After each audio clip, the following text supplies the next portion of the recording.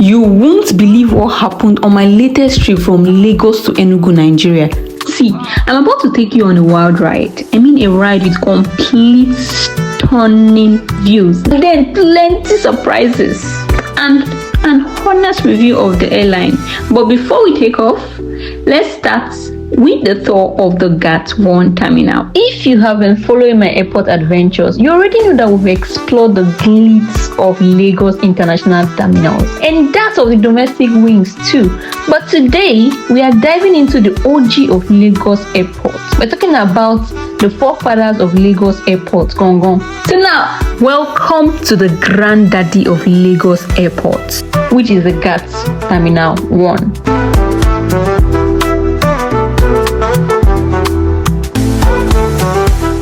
So guys, I am currently standing in front of the Zulu Hall. This particular hall has flights going from Lagos to Enugu, I think Port Harcourt too, and then some other states in Nigeria, particularly using Airpeace. But then I am actually a little bit too early, though I already did my check-in at the check-in counter, checked in my bag also. But because I still have time on my side, I just decided to give you a tour of what this airport terminal looks like.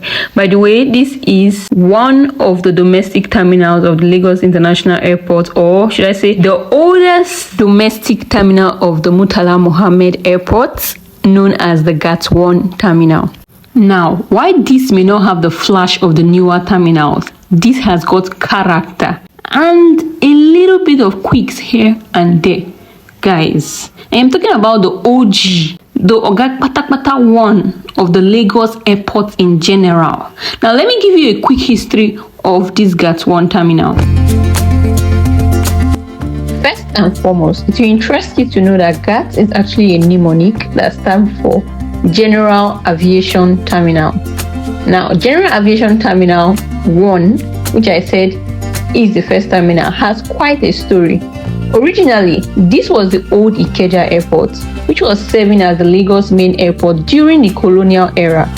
Now, in the 1970s, as Nigeria expanded its aviation infrastructure, a new international terminal was constructed. And then, the old Ikeja Airport now transitioned to handle domestic flights, which now became what we now know as the GAT Terminal 1. But then, despite its age, this terminal still remains a vital hub for domestic travel in Nigeria.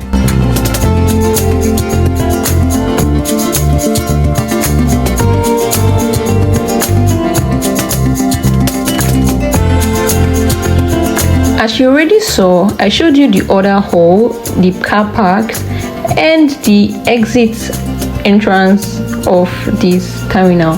Now we are back to the Zulu terminal, and I'm going to be taking you through my check-in process, scanning, waiting process, boarding process, flights, and then arrival at Enugu using this very popular airline known as Airpeace. But first, I need to use the ATM machine, and yes, my experience was quite okay. The machines were working properly, and they had a lot of stores and duty free that you can actually settle down to eat or get anything you would like to get at this hall of the terminal.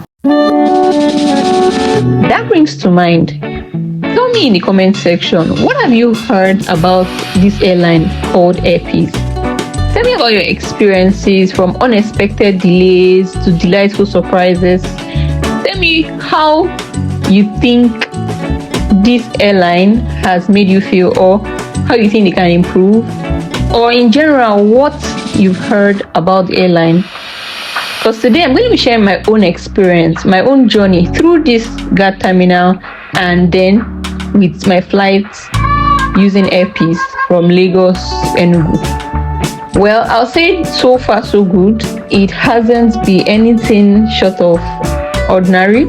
Trust me, you definitely don't want to miss this, so definitely stay tuned. And if you got to this part of the video, please hit the like button, share this video to someone you know would benefit from it and also enjoy this video. Okay, now let's talk about the check-in experience, guys. was, let's say a test of patience. Yeah, for me. But hey, where's the fun without a little challenge? Though security was actually swift and the staff surprisingly very cheerful, though the staff that had to check in my bag got on my nerves a little bit. But aside that, every other staff was pleasantly cheerful to me. And yes guys, this is a pro tip. Make sure you always keep your boarding pass handy. You never know when you'll need to flash it, like like a VIP pass to the next checkpoint, because after check-in you have to go through the security check before you go to the waiting lounge. Okay, so now let's go. And just before we go through this screening point, I want you to please be very observant and take a look at everything that's going to happen while we go through the screening points. Be very observant and tell me what you notice, okay?